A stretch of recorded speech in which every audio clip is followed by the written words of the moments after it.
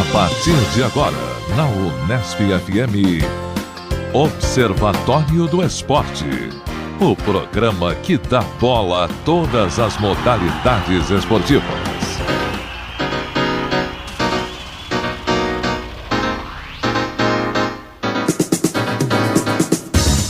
Olá, ouvinte da Unesp FM. Hoje é sábado, 17 de agosto de 2013. Começa agora o Observatório do Esporte. Eu sou o Gabriel Cortez. E eu, Júlio Penariol. No Observatório de hoje, informação e análise dos acontecimentos esportivos da semana. Confira uma reportagem sobre a atual fase do Noroeste e do Bauru Basquete. Há 17 jogos sem vencer, o Norusca vive em crise. Mas qual é a razão para a má fase? E qual a chave do crescimento do Bauru Basquete na cidade? Para debater o assunto, conversamos com os jornalistas Gustavo Longo, Guilherme Dias e Rafael Antônio. Aqui no Observatório, a informação vai além das 4 linhas. Hoje teremos a participação de Zeca Marques, Carlo Napolitano, Tuca Américo, Gabriel Cortez e eu, Júlio Penariol. Vamos aos destaques de cada integrante. Vamos começar então com Carlo Napolitano. E aí, Carlão, qual só vai e seu aplauso para hoje? Olá, amigos, depois de um tempo, estamos de volta, né? Eu vou fazer algum comentário sobre, acho que o Zeca vai falar também sobre isso, sobre o aumento de público e renda nos novos estádios construídos para as Copas das Confederações e da Copa do Mundo ano que vem. E também vou falar um pouco sobre, que é um tema relacionado, sobre a concessão do Maracanã. Tuca Américo, quais serão seus destaques no programa de hoje? Bem, salve, salve amigos da mesa, ouvintes. Vou falar um pouco sobre as concessões que determinadas modalidades esportivas realizam, implementam em função da transmissão esportiva via televisão. E homenagem ao Zeca Marques, que não estará presente aqui realmente no estúdio, né? A gente tem uma participação gravada dele. Eu vou falar sobre mais 3 temas, que seriam vôlei, vôlei e vôlei. E você, Gabriel, o que você trouxe pra gente hoje? Eu vou falar sobre Helena Izimbaeva e José Maria Marim e suas traquinagens. E você, Júlio, o que você trouxe pra gente hoje? Fala também então um pouquinho nos comentários do Tuca aí, falar de basquete, os problemas que a Liga Nacional pode enfrentar aí na sua próxima temporada. E vamos falar de Bauru Basquete também, aí que é a reportagem do dia. Vamos começar então com os comentários estendidos de Tuca Américo, que vai explicar pra gente também por onde anda Zeca Marques, Tuca. Bem, vamos lá. Então estamos retomando o programa depois de um período de férias, né? De recesso acadêmico. E antes de eu entrar nas minhas considerações, minhas vaias e meus aplausos, Zeca Marques está em São Paulo hoje, aí, por conta de atividades privadas, particulares, né? Como diria meu amigo Carlo Napolitano, questões de foro íntimo, né?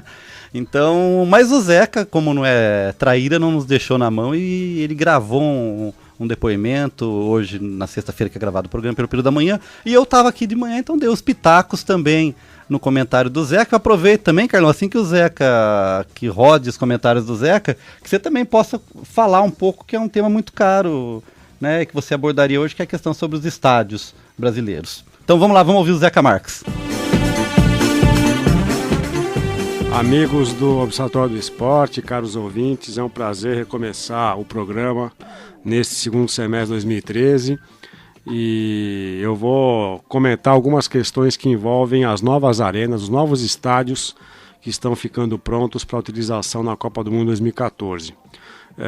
A gente já havia comentado isso anteriormente, mas agora os estádios que foram inaugurados para a Copa das Confederações passaram também a ser utilizados no Campeonato Brasileiro, com destaque especial para o Maracanã, o novo Maracanã, ou New Maracanã, como estão dizendo alguns no Rio de Janeiro, o Mineirão, o Estádio Nacional de Brasília, que são os estádios que estão tendo mais utilização no Campeonato Brasileiro, e a Fonte Nova, esqueci a Fonte Nova de Salvador. Zeca, só espero que o New Maracanã não se transforme em Nuevo Maracanã.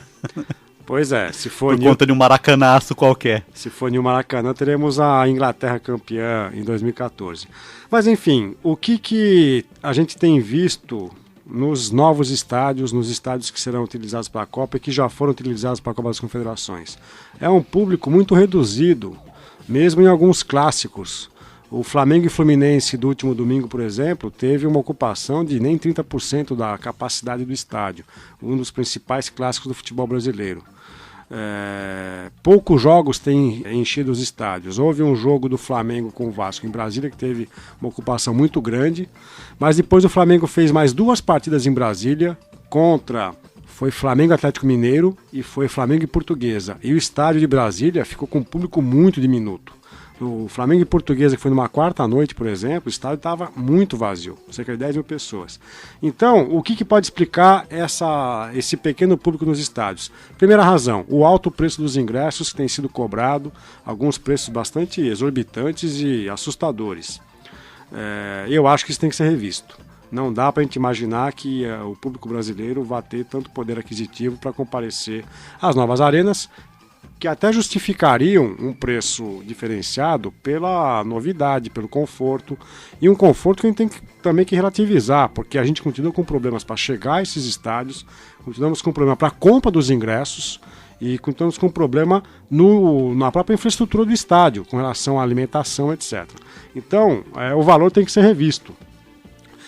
E eu acho que não dá para fazer o que o São Paulo fez no Morumbi, que é um estádio velho, e o São Paulo, jogando na quinta-feira à noite em São Paulo, contra o Atlético Paranaense, fez uma promoção em que os ingressos custavam R$2. Aí eu acho que também é desvalorizar o próprio produto que ele está oferecendo para o torcedor.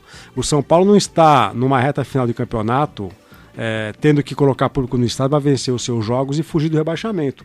Eu acho que é um anúncio de desespero muito precoce. E que pode, né, Zeca, inclusive potencializar a crise, porque se você lota o estádio e o resultado é negativo, isso pode se reverter contra o planejamento e estratégia do time em sair da crise. Agora, que os clubes devem fazer promoções para colocar os estádios mais cheios, eu acho que isso é inegável. O problema é que até a Copa acontecer, ainda temos aí 9 meses pela frente, ou seja, é todo este campeonato brasileiro até o fim dele, em dezembro, até lá nós não vamos poder modificar estruturalmente os estádios. E, já comentei isso anteriormente, os estádios talvez tenham que rever alguns setores e permitir, por exemplo, que torcedores, especialmente as torcidas organizadas, possam assistir os jogos em pé, que é uma reivindicação que tem sido feita. Houve, por exemplo, num jogo na Nova Arena em Recife, uma série de torcedores, num jogo do Fluminense, com o Náutico Fluminense, uma série de torcedores que ficaram em pé durante a partida, atrapalhando a visão de alguns outros espectadores. E os stewards, os responsáveis pela disciplina interna, tiveram que agir e eles se recusaram a sentar. Era uma espécie de ato público transgressor, protestando contra a nova forma de conduta que o torcedor tem que ter nesses estádios. Uma questão cultural também, né, Zeca? Você esteve na Argentina, a gente esteve lá. Você imagina um torcedor argentino sentado assistindo o jogo? Eu acho que é meio complicado também. Eu acho que tem que ter setores que privilegiem aqueles que querem ficar em pé. O problema é que hoje a gente está num impasse para todos os lados. Então, veja, se eu compro um ingresso caro, com um ingresso marcado e quero ficar nesse meu lugar e sentado, eu não vou querer que ninguém fique na minha frente. Concordo. Então isso tem que ficar muito claro. Lugar para quem quer ficar em pé, ele vai comprar se quiser. Isso. Lugar para quem quer ficar sentado no lugar marcado, vai quem quiser. Concordo. Então a gente tem que contentar todos os públicos. O que não pode é ficar nessa indefinição que a gente tem visto hoje. Sim. E tenho colegas, eu estava em Brasília 2 semanas no evento do Colégio Brasileiro de Ciências do Esporte. Colegas que foram ver esse jogo Flamengo e Atlético Mineiro, e quando entraram no estádio, a informação que eles receberam ao passar a catraca é que não havia lugar marcado. O ingresso traz lugar marcado e as pessoas não sentaram, quer dizer, sentaram onde quiseram. Então, isso tem que ser pensado, porque nós não podemos ter essas novas arenas, ou seja, a expectativa de alguém comprar um ingresso, tendo lugar definido, e depois chegar lá, o lugar está ocupado com alguém que vai ficar em pé. Né? O nosso sonho talvez seja implementar, se possível, acho complicado isso, a ideia do sócio torcedor, que vai comprar o pacote para a temporada. Eu acho que talvez, eu fiquei assustado com o exemplo do Flamengo. Porque, por exemplo, eu acho que se você conseguir instituir o sócio torcedor, a torcida do Corinthians é capaz de ter um planejamento de encher o estádio durante a temporada. Mas não são todos os times que têm condição de fazer isso. Isso já acontece, né, Tuca? O Internacional de Porto Alegre foi um dos grandes... Sim. Não foi o pioneiro, mas foi um dos que conseguiu fazer com que o seu estádio tivesse a presença maciça de sócios torcedores. O São Paulo fez isso. O Corinthians tem um programa, né, do torcedor fiel. O meu clube tem, a Portuguesa. Eu sou sócio torcedor. O problema é que é uma torcida em extinção. Exatamente. Aliás, Portuguesa que fez aniversário no dia 14 de agosto, última quarta-feira, 93 anos. E há um texto muito interessante do Júlio Gomes, que é torcedor Portuguesa, no blog dele, em que ele disse que a partir de quarta-feira, no dia do aniversário, Coritiba 1, Portuguesa 1, a Portuguesa levando o gol de empate aos 49 minutos e 30 segundos do segundo tempo, era um retrato da sua história. Né? Mas voltando à questão dos estádios, eu acho que a gente tem que repensar e tem que permitir que torcedores de diferentes matizes possam assistir ao jogo. Agora, eu não sou contra os estádios confortáveis. Claro. Eu, se tiver condições de pagar ingresso, quiser levar minha família, eu quero ter um conforto. Mas que isso tenha um preço justo e que eu possa pagar por aquilo que eu acho que merece ser pago pelo serviço que eu vou receber. E acho que essa conta não está batendo hoje ainda. E uma outra observação sobre os estádios, me assusta muito o fato de os estádios serem reformados com dinheiro público e serem entregues para a iniciativa privada para a administração do estádio. É o que acontece no Maracanã, no New Maracanã. Ou seja, o poder público, o BNDES, libera recursos para uma reforma milionária, né, bilionária na verdade, custou R$1 bilhão aquela reforma, e agora o estádio é entregue para a iniciativa privada, para um consórcio que vai gerir como que os clubes vão utilizar os estádios. E vejam, não é à toa que o Engenhão está fora de uso e ninguém fala mais no Engenhão. Porque agora esse consórcio vai querer, obviamente, que todos os jogos dos grandes do Rio aconteçam no Maracanã. E o Engenhão saiu da pauta. Fica isolado. O Engenhão saiu da pauta. Por que não se reforma o Engenhão e dá o Engenhão, como ele já tinha um contato com o Botafogo? E já tem um contrassenso, porque reformar o Engenhão, que é um estádio novo, já é um absurdo. Então, veja, nós vamos ter um estádio agora. A gente fala dos elefantes brancos em Natal, em Manaus, em Cuiabá. Temos um elefante branco na zona norte do Rio de Janeiro.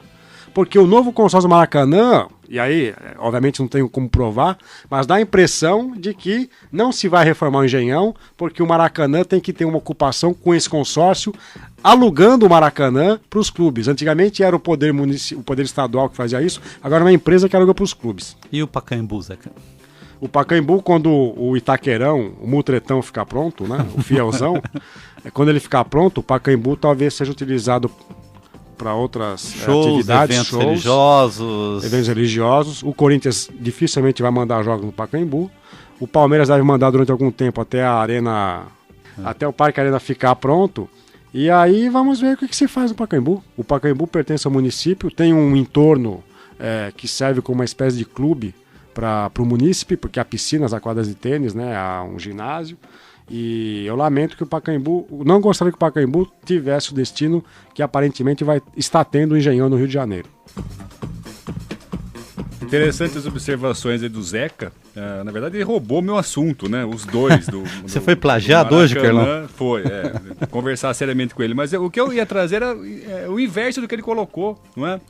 Teríamos então um grande debate, contraponto, belo debate na mesa. Porque no Portal UOL, no começo de agosto, e aí estávamos na 10ª rodada do Brasileirão, a manchete da notícia era que os novos estádios aumentam média de público em 25% e de renda em 78%.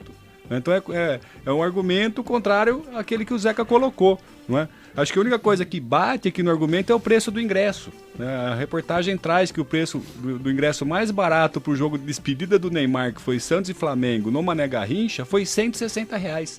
Quer dizer, uma família de 4, que é a média do brasileiro, não daria para levar. É um salário mínimo para levar a família para assistir um jogo de futebol. Então, mas, porque vai ter que comprar um refrigerante, uma pipoca, um amendoim. Que é com o transporte. Transporte, que não é barato isso no estádio. Então, mas o que me chamou a atenção foi essa manchete. Daí eu fui ler a matéria, a reportagem, daí indica o seguinte, que a média de público até a 10ª rodada do campeonato em 2012 foi de por volta 11 mil torcedores.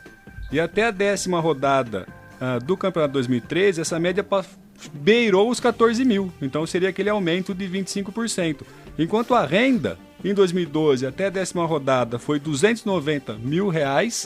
E até a 10ª rodada do campeonato 2013, a renda foi de aproximadamente R$515 mil, com aumento de 78%. Então seriam argumentos opostos aí que o Zeca colocou. Esse cálculo está na inflação da Dilma ou não? Não tá. É um cálculo curto e grosso aqui. Foi pego todos os jogos da Série A até a 10ª rodada em 2012 e comparado a 2013.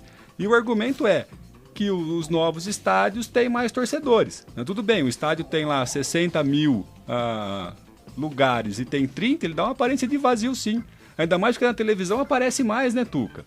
O que o Júlio estava comentando é que, e que o Zeca reafirma também, é que como as pessoas preferem ficar atrás dos gols... Que acho que são os ingressos até mais baratos. Os ingressos, né, mais baratos, talvez a possibilidade de ficar em pé, alguma coisa assim. Para televisão, o estádio aparenta vazio. Uma coisa que o Zeca pontuou sobre o São Paulo. Eu ainda fico estarrecido com algumas declarações de pessoas que são esclarecidas e têm estudo, enfim. Como, por exemplo, a do consultor Amir Somog. Ele é consultor de marketing esportivo e gestão esportiva, escreve no Lance.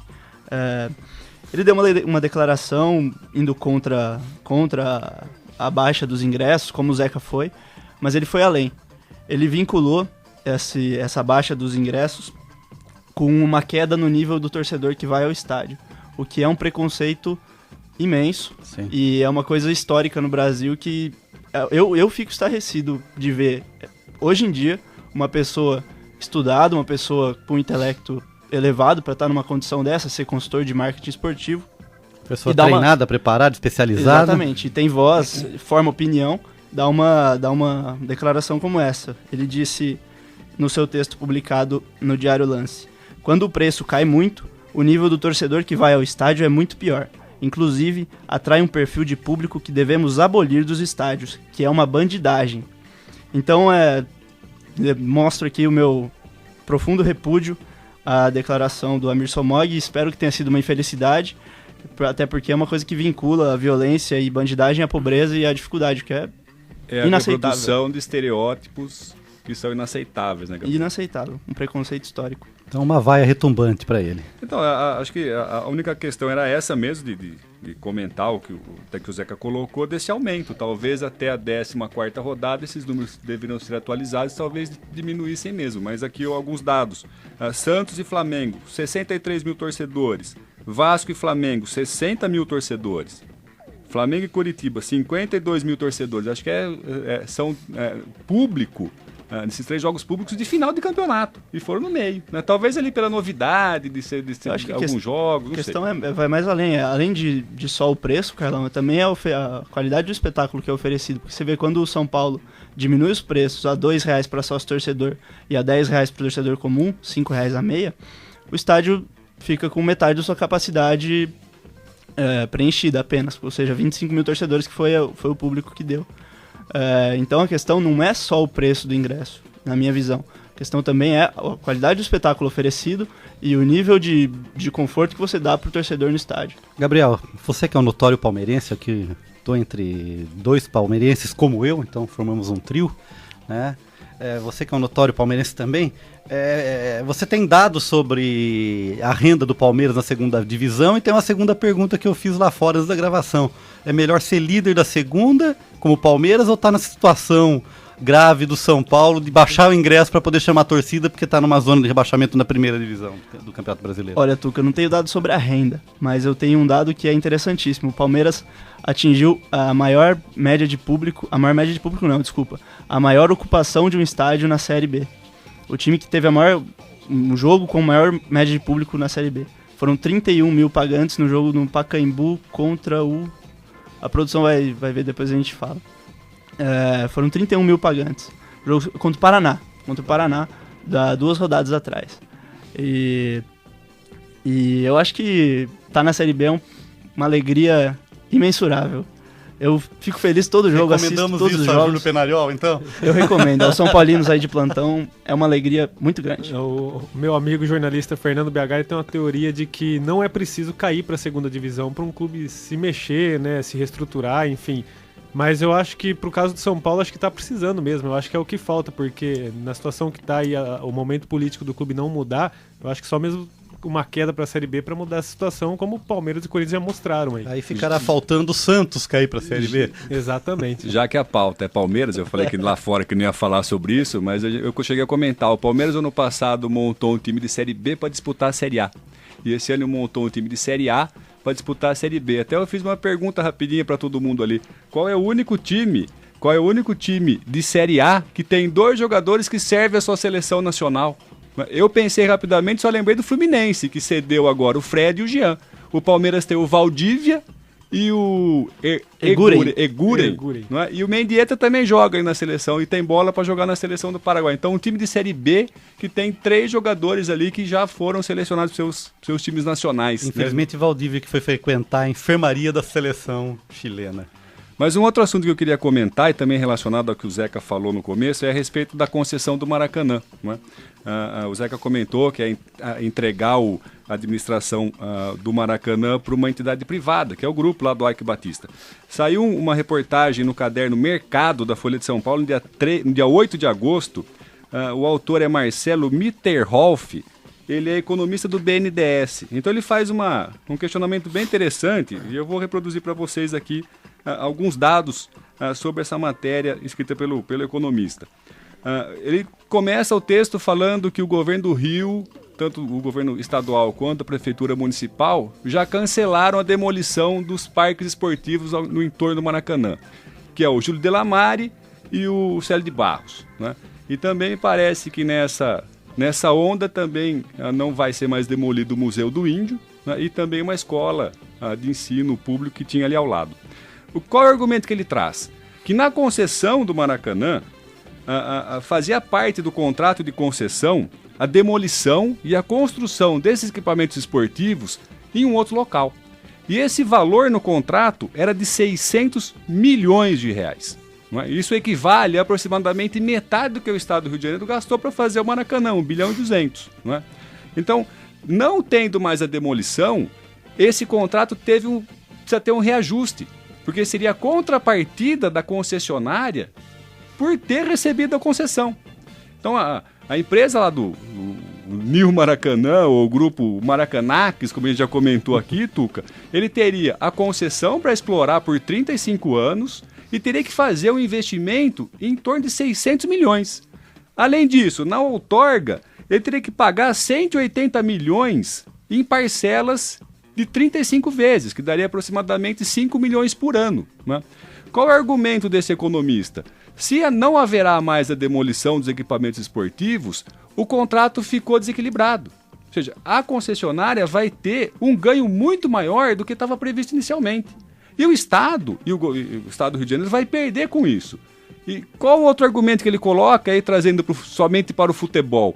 Que como haveria essa necessidade de fazer um aporte financeiro de 60 milhões para fazer a demolição e a construção desses equipamentos fora do Maracanã, em um outro lugar, isso inviabilizou que os clubes cariocas participassem da licitação.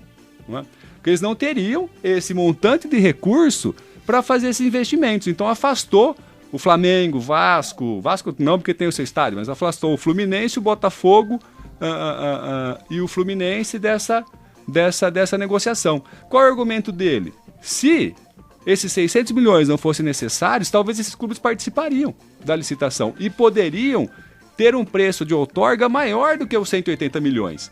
E aí, voltando ao assunto inicial da renda, o jogo, tudo bem que não foi renda para o Flamengo, mas o Santos e Flamengo, até eu acho que o Gabriel comentou isso aqui na oportunidade, o valor da arrecadação naquele jogo foi de em torno de 7 milhões.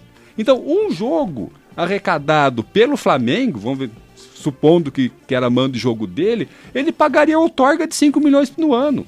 Então, a possibilidade de lucrar com o novo Maracanã é muito alta. Na verdade, a renda desse jogo foi transferida ela ficou em posse da Federação de Brasília, da Federação Brasiliense de Futebol, que comprou o mando do Santos por 800 mil reais na época. Belo negócio. O que o autor aqui do texto, que é economista inclusive do BNDES, que foi um dos patrocinadores da construção do novo Maracanã, o senhor Marcelo Mitterhoff, indica no final, que deveria ser cancelada a concessão e fazer outra. Certamente. Assim, ele não diz no texto dele, aí é uma interpretação minha. Quem vai ganhar dinheiro com isso será esse grupo que está administrando o Maracanã. Ele vai ter uma concessão que é fichinha, Tuca Américo, 5 milhões qualquer clube paga. Né? Um jogo do Flamengo ele paga isso aí por ano. E são 180 milhões em 35 anos. E quem vai sair perdendo é o povo. Não é a sociedade carioca, né? E com dado a mais. Não é? A população carioca foi à rua para reclamar da concessão. E daí, como reação a essa reclamação, o governo do Rio recuou. Só que a população não percebeu A A manobra, quer dizer, o tiro saiu pela culatra. Quer dizer, o Estado poderia ter o retorno financeiro com o investimento de 60 milhões e mais a outorga de 180, e aí você tira, num jogo contábil ali, o custo de manutenção mensal e anual do estádio, que não sairia mais dos cofres públicos do Estado. Ou seja, o que já era ruim ficou ainda pior. E o Gabriel, antes de vir pra cá eu fiquei pensando, parafraseando o Tiririca, pior que tá, fica. Conseguiram. Conseguiram fazer uma coisa pior do que era E antes. onde entra nessa história toda a concessão, por exemplo, para shows, eventos religiosos? É mais dinheiro pro caixa da empresa que vai administrar. Né? Porque, por exemplo, já aconteceu essa história aqui, o período que eu fiquei em Buenos Aires morando, não se pôde assistir no estádio do River nenhum jogo, porque ficou 2 meses uma turnê do Roger Waters, o ex-cantor do Pink Floyd. Então, quer dizer, eles fecharam o estádio por 2 meses, que ficou alugado para um evento musical, um recital, um show. E o público desses 9 shows foi de 600 mil pessoas. É bastante. Só para finalizar, mandar um abraço para o senhor Antônio Carlos Pinto de Arruda, que é um espectador, um ouvinte do... Espectador não, ouvinte do nosso programa. Ele é pai de um colega nosso do Departamento de Ciências Humanas, o Antônio Carlos. Um abraço aí para o senhor Antônio Carlos Pinto de Arruda. Passamos então os comentários para Tuca Américo. Vamos lá então, vamos começar falando como havia prometido, né? 2 notícias veiculadas essa semana que mostram aí o controle, né, a influência, o poder das transmissões esportivas em cima dos campeonatos e eventos esportivos. Então o que acontece? O tempo da televisão é que acaba determinando a duração do evento esportivo. Então 2 notícias essa semana. Não só a duração, desculpa, mas também a forma de disputa, de finais e tudo isso. Então, em relação ao voleibol, o voleibol acho que teve até uma atitude interessante. O vôlei é um esporte que já vem sendo adaptado durante vários anos, aí só as regras vêm sendo alteradas para atender essa exigência de visibilidade midiática, ou seja, de que esteja presente nas transmissões dos canais abertos ou fechados que transmitem programação esportiva. Então o vôlei já teve aí uma mudança radical alguns anos atrás, quando aboliu a vantagem e o set passou a ser de pontos corridos. Né? Agora, na Superliga de 2013, uma novidade radical também em função dessa demanda por transmissões televisivas. O set passará diminuirá sua duração de 25 para 21 pontos. Né? Eu acho que é uma decisão inteligente, porque ele não acaba afetando o ritmo do jogo, o tempo do jogo. Afeta o tempo do jogo na televisão, mas dentro de cada set, a estrutura da disputa dos sets, né? Altera a duração do jogo, da partida, mas não a estrutura, dinâmica, não a dinâmica do da jogo. partida. Então acho que é uma mudança até inteligente, entendemos? E que alguns jogos realmente ficam longos na televisão. Né? Isso não impede, por exemplo, que um jogo que acabe em 21, se tiver aquele empata e com a diferença de 2 pontos para finalizar, que ele acabe 50-51. Isso não foi alterado 52, na regra. Né? 52 desculpa, é 50, desculpa. Né? Então, eu acho que é uma medida interessante. E lógico que isso é em função da transmissão televisiva. E também os árbitros foram instruídos a dar uma agilizada naquele tempinho que vai pro saque. Né? Vocês podem ver que numa transmissão normal, no tempo que a bola tá fora de jogo e vai se reiniciar através do saque, era até um tempo de um replay, né, da jogada. Então isso o juiz está sendo instruído para que esse tempo seja menor, para agilizar também e diminuir a duração do jogo. O Júlio, você levantou o dedo, mas eu vou fazer uma pergunta pro jogador de vôlei. Mas isso não atrapalha a concentração do jogador na hora de fazer o saque? Não, eu acho que tem um tempo mínimo, né, que pode ser tolerado, mas alguns demoram muito, cria uma certa cera. Eu acho que é um bom senso, não vai ser aquela coisa de vai, corre e saca.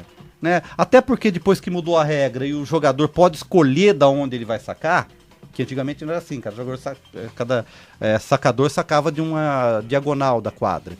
E como hoje ele pode escolher, às vezes dá uma encebadinha ali para ver onde que tá o jogador e tal, né? Mas eu acho que isso, o vôlei, o atleta vai entrar nesse ritmo, isso não vai atrapalhar.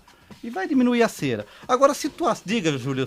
Não só a questão dos 21 pontos, acho que os times só vão ter que se ligar um pouco, porque tem os tempos técnicos, né? Acho que talvez esses tempos vão ter que ser readequados, né? Porque parava antes com 8 e 15, 8 e 16 vão ter que não vai quebrar muito, mudados. né? De 8, 16, de 16 para 21, E talvez os times aí ficarem um pouco mais ligados, porque às vezes quando chegava lá, tipo, 20-18 num sec de 25 pontos, ainda um time tinha boas chances de se recuperar, né? Os times só vão ter que se ligar um pouco mais, que chegar a 20-18, por exemplo, sabe que já é 7 points, já vai tá acabando. Mas acho que em termos de jogo, de disputa, não vai interferir nada. Eu acho que talvez, se quiser agilizar ainda mais o jogo, talvez abolir os tempos técnicos e voltar aos 2 tempos por set. Né, você diminui o tempo de jogo. Só o que cada time tem direito. Você diminui o tempo do jogo e até cria um critério maior para o técnico ao pedir o tempo. Porque hoje cada técnico tem 4 tempos e você somar, podemos ter... cada técnico tem 2 tempos e mais 2 do tempo técnico. Exatamente, pode ser 6 num set no total, né? Isso, poderia dar 3 para cada time, por exemplo. Você diminuiria um pouco o número de tempos e agilizaria o jogo sem tanto prejuízo. A questão do saque, ele poderia talvez pensar, como tem no futebol, o tempo de posse de bola com a mão do goleiro, que é de 8 segundos. Sim, que não se segue muito hoje, na verdade, não né? Segue. Você cria uma demanda para controlar isso, né? Mas eu acho que também é viável, uma vez que você tem tecnologia. O basquete controla o tempo de bola, de posse de bola também. O Júlio, como bom São Paulino, reivindicaria essa adequação da regulamentação ao futebol, no caso pro time do São Paulo? Uma diminuição do tempo de jogo? Seria bom pro São Paulo, viu? Desde que a gente faça 1-0 logo no começo, tá bom. Bem, a outra situação é a do basquete, que aí eu acho um pouco mais complicado. Acho que até o Júlio vai querer falar. A proposta é o seguinte, né? Tá em discussão e depende do aval da Rede Globo Televisão. Então, o que aconteceria? A Globo, notoriamente, vem transmitindo a final que, em função da própria TV, é realizada em jogo único, que quebra o espírito do basquete. Eu acho que essa ideia consolidada dos playoffs no basquete é interessante, porque realmente quem vence aquela série de 5 jogos é o melhor time. É o merecedor. Ele teve até a possibilidade de 3 jogos ou 5 jogos para definir. Então, quando você vê que um time ganhou de 3-0, você vê a superioridade. E quando você tem um 2-2 que é decidido no 5º jogo, denota um equilíbrio, né, que venceu aquele que realmente trabalhou os detalhes. Então, tem um mérito aí. É bacana, acho interessante isso. E na NBA são até 7 jogos, até né, 7 então, jogos. Eles acreditam muito nessa forma. E daqui a pouco vai subir para 20 jogos, porque eles têm público para isso, né? Eles têm interesse da televisão em transmitir isso. Então eu acho interessante. Agora, onde pega a situação? Se a Globo concordar em transmitir 2 jogos, a final seria realizada em 2 jogos. O que acontece quando você tem uma final em 2 jogos? Se o time A ganha o jogo 1 e o time B ganha o jogo 2, o critério de empate é de pontos. E eu acho que aí passa por um detalhe, um preciosismo, que não precisaria. Saldo de gols, né? Saldo de gols. Então, quer dizer, você não teria... Saldo de cestas. Saldo de cestas, o critério nesse sentido. Eu acho que aí é muito perigoso e tira um pouco... Você questiona o resultado no final. Porque é muito no limite. Talvez a melhor opção seria fazer um playoff com 3 e combinar com os times, cada um ganhasse primeiro para ter a finalíssima, né? Cada um ganha um e depois ter a final. É um acordo de cavalheiros, né? Essa situação, Tuca, não sei se você ia comentar, mas tem jornalistas que postaram nos seus blogs, jornalistas especializados em basquete, que pode criar casos bizarros, né? Um time perde o primeiro jogo, por exemplo, por 10 pontos. O segundo jogo ele tá ganhando por 2 pontos e vai acabar o jogo. O que ele pode fazer? Faz uma cesta contra, o jogo empata, vai pra prorrogação, porque aí ele tem a chance de conseguir os 10 pontos ou mais do que o primeiro jogo. Então imagina só, um time, de repente, querer levar pra prorrogação, fazer uma cesta contra pra poder aí sim ter chance de novo de recuperar o resultado que ele não teve no primeiro jogo. É uma coisa inimaginável. Absurda, né? É um absurdo. Seria a primeira cesta contra no basquete. Não precisa nem ser uma cesta contra, de repente ele facilita, entrega a bola de bandeja pro outro time, mas também o outro time não vai querer fazer cesta porque ele já vai ser campeão, mas vai criar situações polêmicas, no mínimo, né? Sim, eu acho que tem que repensar isso, né? E dentro desse critério de que a diretoria da Confederação de Basquete brasileira acredita, né?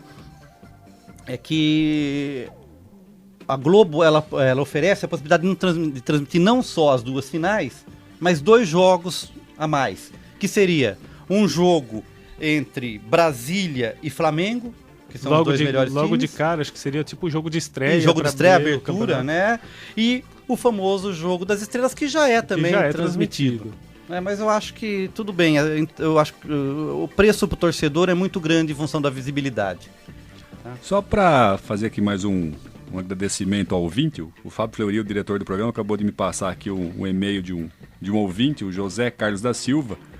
falando aqui sobre o programa. Então vai um abraço também para o José Carlos, nosso ouvinte aí do Observatório. Júlio César Penariol, o que você trouxe pra gente hoje? Vamos lá com seus destaques. Bom, continuar falando um pouquinho de basquete ainda sobre a questão da Liga Nacional e a próxima temporada. Antes da paralisação do programa no primeiro semestre, a gente criticou, na verdade eu critiquei, todos foram aí também na onda, o caso do Fluminense, que tinha perdido a vaga para o NBB 6 dentro de quadra, não tinha conseguido perder o seu jogo, né, a decisão, mas nos bastidores foi convidado oficialmente pela Liga por questões financeiras e a Liga aceitou o Fluminense no campeonato da edição de número 6 que vai começar esse segundo semestre. Isso já foi uma virada de mesa para o Fluminense, que já fez tal atitude no futebol, enfim, que é uma coisa deplorável. Só que agora o Fluminense percebeu que não vai ter dinheiro suficiente. Na verdade, eles queriam montar um super time para combater o Flamengo, né? A gente sabe que nos bastidores dizem que a folha de pagamento mensal do Flamengo gira em torno de 1 milhão por mês. O Fluminense, claro, não conseguiu levantar esse dinheiro junto aos seus patrocinadores. E ele acha melhor, então, ao invés de disputar com um time razoável só para competir, não, ele não quer disputar. Então, ele tinha conseguido a vaga já nos bastidores e agora, antes de começar, ele retira o seu time de campo, né? Já tinha feito contrato com alguns jogadores, enfim, tem jogadores agora que estão desesperados sem clube para jogar, porque já estavam certos com o Fluminense. Então é mais uma atitude do Fluminense aí, tumultuando o campeonato, né, bagunçando esse campeonato que vai ter o seu menor número de jogos, de times. Antes, até o ano passado foram 18 times, esse ano já era para ter pelo menos 20 times, mas como muitos por problemas financeiros não conseguiram, o número vai ficar em 17. Diga, Tuca. Não, é o seguinte, duas coisas. Quero fazer um meia-culpa, eu sem querer no meio lá, por conta da minha idade avançada, eu falei Confederação Brasileira de Basquete e o correto é NBB, Novo Basquete Brasil. Desculpa. Que é gerido pela Liga Nacional de Basquete, isso. Mas que, pelo que a gente tá vendo, esse, digamos, rabo preso com a Rede Globo, na verdade acaba sendo praticamente os mesmos moldes, né? Sim. Porque a CBB era criticada por não dar liberdade para os clubes e não ajudar a desenvolver os clubes, não dar maneiras deles crescerem financeiramente, enfim. A Liga veio para suprir essa carência, mas pelo número de clubes que tem diminuído, que vai diminuir da edição anterior para essa, a gente percebe que a Liga não tem feito um trabalho junto aos clubes para que eles se consigam fazer o gerenciamento das suas finanças, captar recursos de outra maneira, enfim, os clubes estão ficando praticamente na mesma situação do que era quando era gerido pela Confederação. Só uma coisinha, Carlão, antes de você falar. É o seguinte, você está falando da situação do Fluminense, uma coisa mais ou menos parecida está acontecendo com o time de Jacareí de vôlei feminino.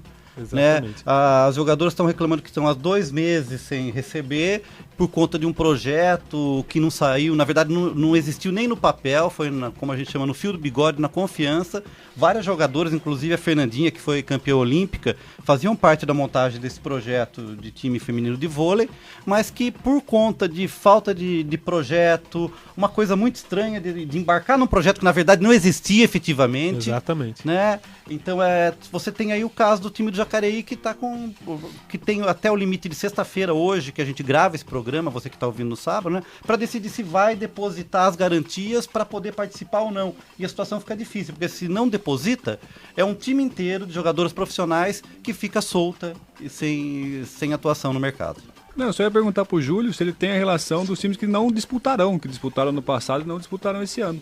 Olha, pelo que eu me lembro de cabeça, Carlão, Vila Velha que disputou, não vai disputar Vila Velha do Espírito Santo, Tijuca, que tinha vaga também, não quis disputar, e outros clubes que eu não me lembro de cabeça, mas o número chegou até a 21 no começo, poderiam ser até 21 clubes e fechou em 17, ou seja, Fluminense e mais 3. Era Vila Velha, Tijuca e mais algum outro Tinha clube. Outro time do Rio que se classificou, que era o Macaé. Macaé também. Vai disputar ou não? Parece que não vai também. Eu acho que é Macaé mesmo. Passamos então agora a bola para Gabriel Cortez. Bom, eu vou... Olá, amigos do Observatório, estamos aí juntos desde o programa, acho que não preciso nem cumprimentar mais, né? Eu vou falar agora de uma das instituições mais obscuras e pouco transparentes do Brasil, que é a CBF. A CBF, com seus mandatários, Ricardo Teixeira, o antepassado, e agora o Marinho, continua com práticas de corrupção, parece que ininterruptamente. Inclusive, uma delas... Teixeira está de volta, né? Está de volta? Retornou para tratamento médico. Uma dessas práticas de corrupção foi denunciada nessa sexta-feira pelo jornal Estado de São Paulo. Ela já tinha sido notícia há um tempo atrás, que ela denota que, a reportagem denota que o desvio de cachês da seleção brasileira para uma empresa registrada no nome de Sandro Rosell, presidente do Barcelona, continua. O que acontece? Na época do Ricardo Teixeira, os jogos da seleção brasileira, os jogos amistosos realizados fora do Brasil, são pagos, né, por quem quisesse trazer o Brasil. Os cachês pagos eram de cerca de 1,6 milhões de reais. Desses 1,6 milhões, 500 mil eram desviados para as contas do Sandro Rosell, presidente do Barcelona, que é amigo do Ricardo Teixeira. O porquê, a reportagem não conta, a gente não sabe. O que a gente sabe é que eles são amigos. O Sandro Rosell, inclusive, foi representante da Nike no Brasil. E fica uma vaia retumbante essa falta de transparência da instituição, que talvez seja uma das instituições mais corruptas do Brasil atualmente. Ô Gabriel, vale a pena mencionar, o mercado financeiro na última semana foi não surpreendido, mas foi comunicado da liquidação de um banco, né? Banco envolvido nas questões relacionadas ao mensalão, que voltou ao julgamento no Supremo essa semana, e que que era o banco de depósito das verbas do orçamento da renda da CBF, né? E pelo que eu li na Folha de São Paulo, numa nota, no bloqueio dos ativos na liquidação desse banco, a CBF teve bloqueado 55 milhões de reais. Então, como se diria lá em Mineiro de Tietê, diga com quem anda que eu direi quem tu és. Só para deixar mais claro, a empresa que era responsável por organizar os amistosos da seleção brasileira é a ISE Eventos Esportivos, e ela que recebia os cerca de 1,6 milhões, e aí ficava uma caixinha de 500. Fazia uma caixinha de 500 mil pro Sandro Rosell e ficava com o resto. E eu tenho mais uma consideração aqui, também uma vaia, hoje repleto de vaias. A minha vaia vai para Isimbaeva, que defendeu, recentemente, essa semana, ela defendeu a lei anti-gay aprovada na Rússia. Não sei se vocês sabem o que é essa lei. O presidente Vladimir Putin, em junho, aprovou uma lei que proíbe a apologia a manifestações homossexuais e fez com que, no esporte, fez com que vários países cogitassem boicotar os Jogos de Inverno de Sochi, que no próximo ano, que vão ocorrer no ano que vem. E fica aí minha vaia para Isimbaeva, que concordou com a lei anti-gay e, como representante do esporte e como figura pública, deveria repensar. Mas acho que é uma coisa cultural do país. Inclusive, na declaração da Isimbaeva, ela disse: se deixemos que essas coisas sejam promovidas nas ruas, tememos por nosso país porque nos consideramos normais, pessoas comuns, afirmou Isimbaeva, bicampeã olímpica. É uma declaração um tanto quanto esquisita, mas... Eu não sei se vocês são dessa época, Gabriel, mas eu, Carlão, somos. Fábio Fleury também, acho que nós vamos ter que retomar aquela gíria, Fábio Fleury, que a coisa tá russa. Tá russa. Infelizmente. Tá russa pela Rússia.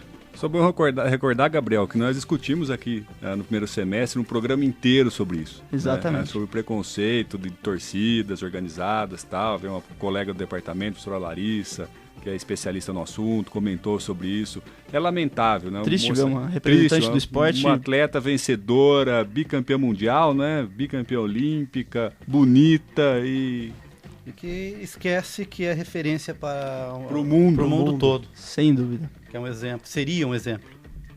Agora, no Observatório do Esporte, vamos falar do momento dos dois principais representantes do esporte bauruense, o Noroeste e o Bauru Basquete. No futebol, o Norusca não vence há 17 jogos e no ano que vem retorna à Série A3 do Campeonato Paulista após 9 temporadas. Enquanto isso, o Bauru Basquete tem 4 vitórias em 5 partidas no Campeonato Estadual. O momento das equipes não é diferente somente entre as 4 linhas. Fora das quadras e dos gramados, a situação administrativa também é bastante distinta. O Noroeste ainda tenta reestruturar o funcionamento do clube, que se perdeu desde a saída da família Garcia, como explica o jornalista da Rádio Auriverde, Guilherme Dias.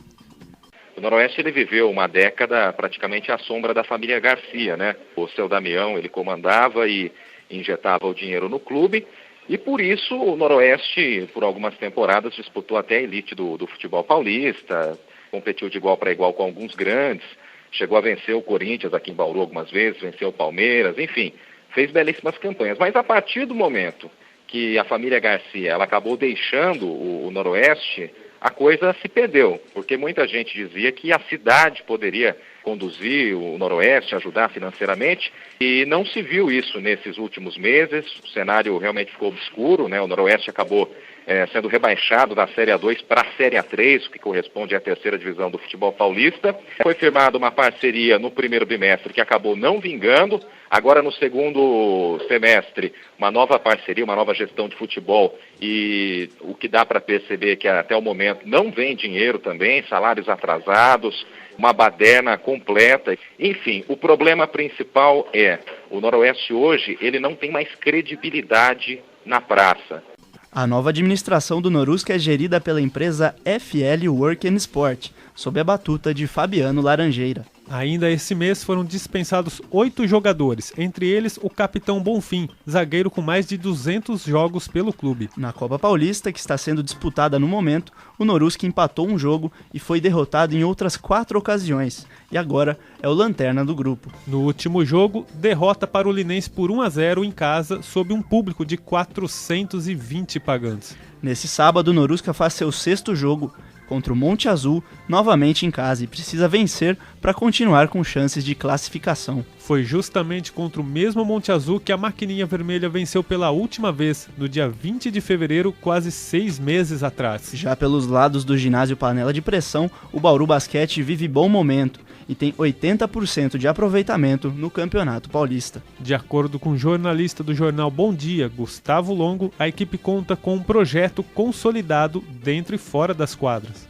Primeiro, Bauru já tem uma história no basquete. É uma cidade que já, num passado não muito distante, né, coisa de 15 anos atrás, o basquete bauruense já era muito bom e trouxe resultados positivos, né? E aliado a isso, essa tradição recente do clube, o basquete, quando ele retornou em 2007, ele retornou com um projeto pés no chão, né? Não foi o que a gente vê por aí em outros projetos, né? Que começa o projeto com muito dinheiro e dura 2, 3 anos e é a fonte seca, né? O Bauru Basquete, ele começou humilde lá, ficando em 8º do Paulista, aí foi subindo ano a ano, né? Foi acertando em algumas escolhas, né? O Larry Taylor foi acho que a grande sacada do Guerrinha nesses 6 anos que ele está aqui. E é isso, ele foi, a cada ano que foi passando, o Bauru Basquete foi crescendo um pouco, né? Aí, consequentemente, contrapondo esse Noroeste e o Bauru Basquete, o basquete fez um trabalho sério, o trabalho sério atrai parceiros, né?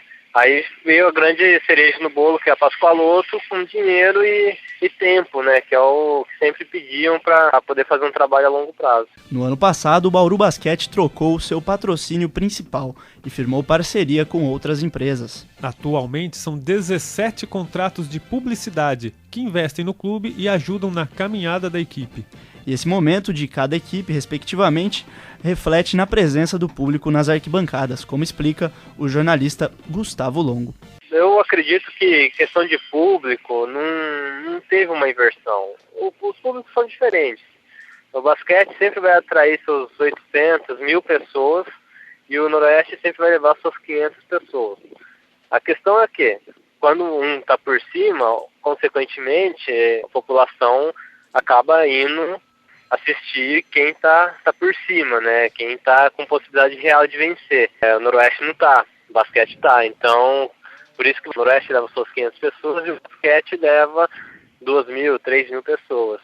Para esta temporada, a equipe contratou 5 reforços, entre eles o ala pivô Murilo Becker, que já teve passagens pela seleção brasileira. O jornalista Rafael Antônio faz transmissões dos jogos do Bauru Basquete e acredita no potencial do atual elenco.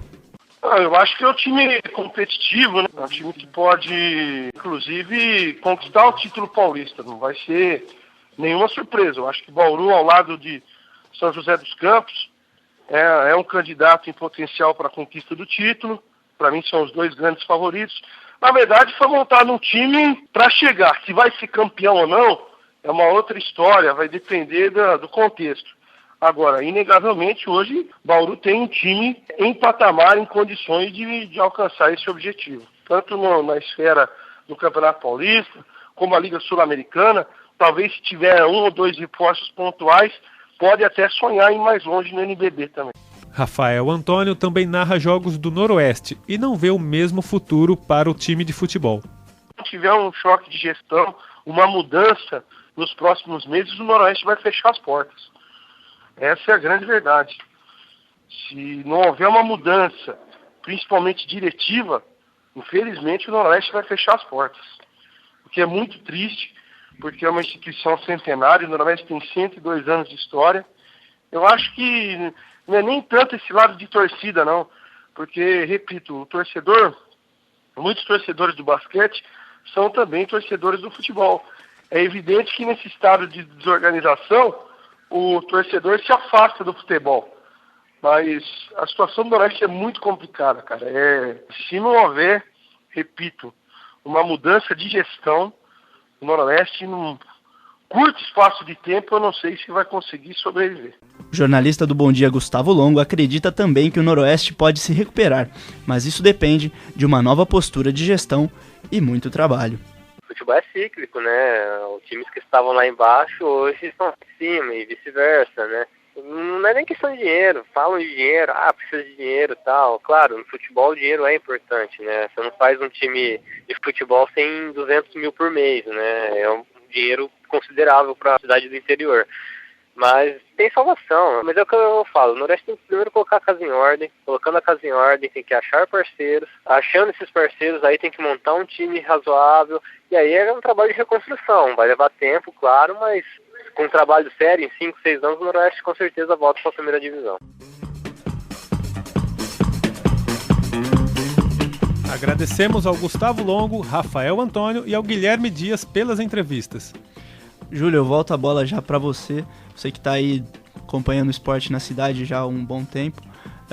Você acha que tem alguma solução para a crise do Noroeste? Qual que é a sua expectativa aí para os próximos dias do Norusca? Olha, Gabriel, eu acho que a fala do Rafael Antônio é emblemática mesmo, e o Noroeste, se não mudar alguma coisa para já, corre sérios riscos de fechar suas portas no fim do ano.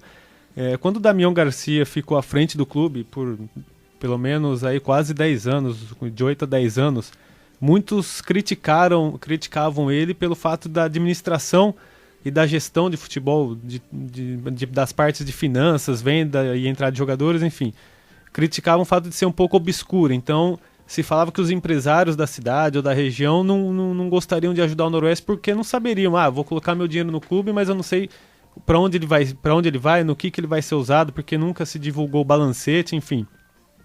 Mas o fato é que o Damião Garcia tirou realmente o clube da terceira divisão quando ele estava numa situação muito parecida com essa, né, prestes a fechar portas com mais de 100 ações trabalhistas, e aos poucos foi recolocando o clube no lugar. Dizem, né, que ele chegou a investir ao todo 15 milhões de reais, o que não é um dinheiro pouco para um clube do interior, e reativou categorias de base, foi quitando uma das pendências jurídicas que o clube tinha, ganhando credibilidade, enfim.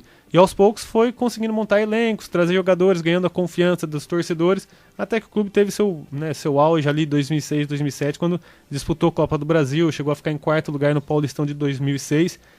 Mas as críticas sempre à administração do Damião continuavam, que ele não era transparente.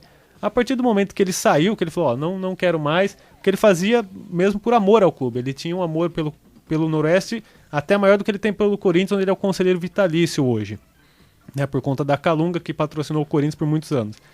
A partir do momento que ele saiu, o clube se viu de mãos atadas, porque aí aqueles que criticavam não quiseram pegar, porque sabiam que a bucha era grande, e o clube se viu numa situação que precisou aceitar as condições de uma parceria que nunca geriu um clube de futebol no mínimo médio, não tem passagens pelo futebol profissional, assim, essa FL Sport, Working Sport.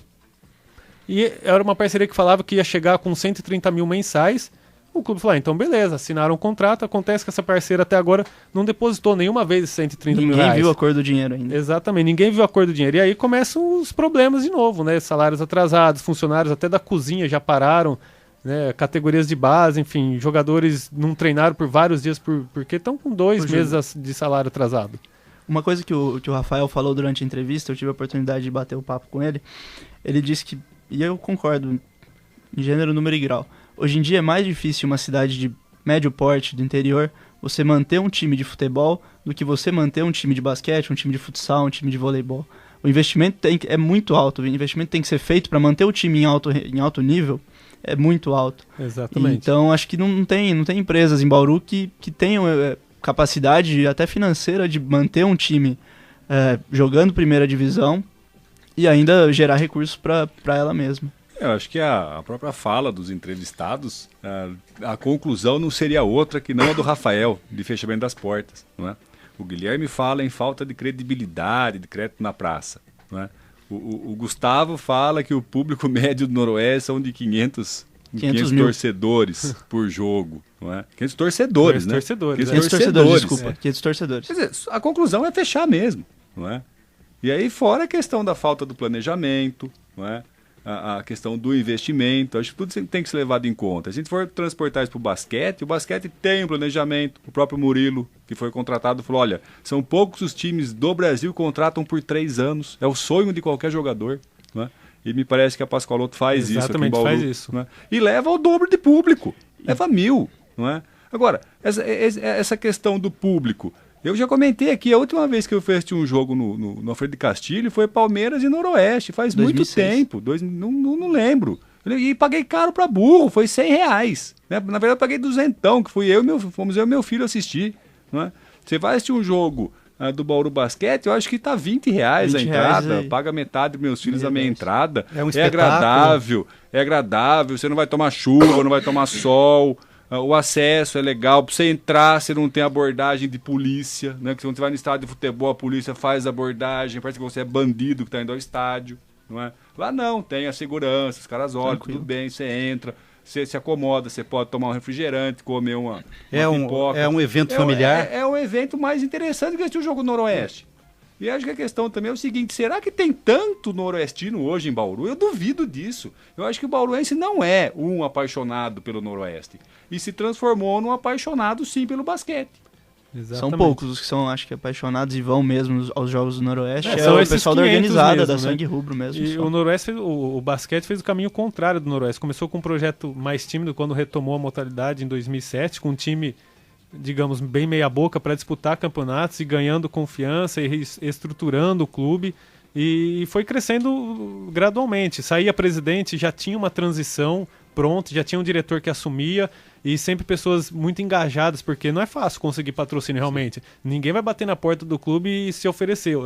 A gente sabe, quem convive com esses diretores sabe que eles vão de porta em porta mesmo, passar o chapéu, tanto que hoje o Bauru Basquete, como o Carlão falou, ele tem credibilidade e dinheiro a ponto de poder fazer contratos longos com jogadores. E o que é legal é que os diretores, os dirigentes do Bauru Basquete, eles são torcedores. Você começa acima de tudo visualizar durante os jogos no ginásio, durante os jogos, eles são ficcionados pelo jogo, então eles gostam daquilo também. Então talvez ele não tenha interesse somente financeiro de ser o administrador, o patrocinador e querer lucrar com o time. É lógico que a empresa vai lucrar. E ela ganha disso, dinheiro com isso, mas os administradores são apaixonados pelo jogo. Lembrando, Carlão, contra ainda a resistência da mídia em dar o nome real do time, que quando passa na TV Globo não fala o Pascoaloto Bauru, fala o Bauru Basquete, que é uma afronta a quem está investindo dinheiro, né? Está mantendo essa equipe aqui e vamos dizer a verdade, em alto nível. Muito alto nível. Em alto nível. Você falar, se fizer uma comparação imediata do Bauru Basquete com o Noroeste, se o Noroeste refletisse o que reflete o Bauru Basquete no cenário nacional da modalidade, o Noroeste estaria ali entre os 5, 6 maiores times do Brasil. O Bauru Basquete. O Bauru Basquete. Bauru Basquete. Né? Coisa que o Noroeste e esse ano com décadas elenco, não faz. Com o elenco que montou, pode chegar até postos maiores do que esse de quinto ou sexto. Falando aí em mídia, né, eu fiz um artigo para especialização que eu cursei aqui na Unesp, orientado até pelo Zeca Marques, que eu comparava durante um período a cobertura que os 2 jornais impressos de Bauru fazem de Bauru Basquete e Noroeste.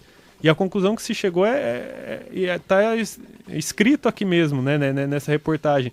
A mídia dá mais hoje espaço para o Bauru Basquete, em termos de espaço para matérias, de fotos, de capa, porque realmente é um time que proporciona melhores resultados dentro do campo, né, dentro da quadra e fora de quadra também, fora do campo, que é um time muito mais organizado, que tem uma estrutura, tem departamento de marketing, enfim, está em outro nível. Você acredita, Júlio, que a diferença entre o Noroeste e o Bauru Basquete pode ser definida numa palavra chamada gestão?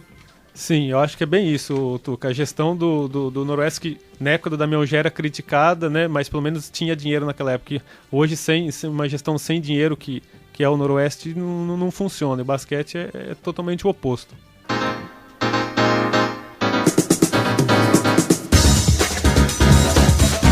Você, ouvinte do programa que acessa as redes sociais, curta a nossa página no Facebook. O endereço é facebook.com/Observatório do Esporte. Repetindo, o endereço da nossa página é facebook.com/Observatório do Esporte.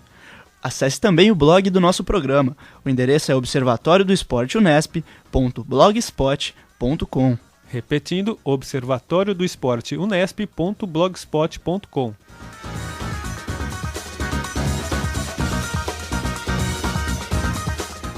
O Observatório do Esporte chega ao fim. Locução de Gabriel Cortez e Júlio Penariol. Comentários de Tuca Américo, Carlo Napolitano e Zeca Marques.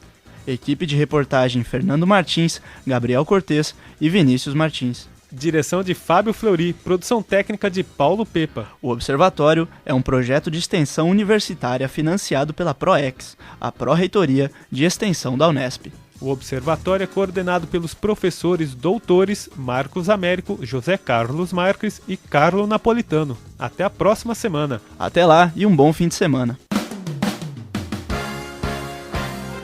A Unesp FM apresentou Observatório do Esporte, o programa que dá bola a todas as modalidades esportivas.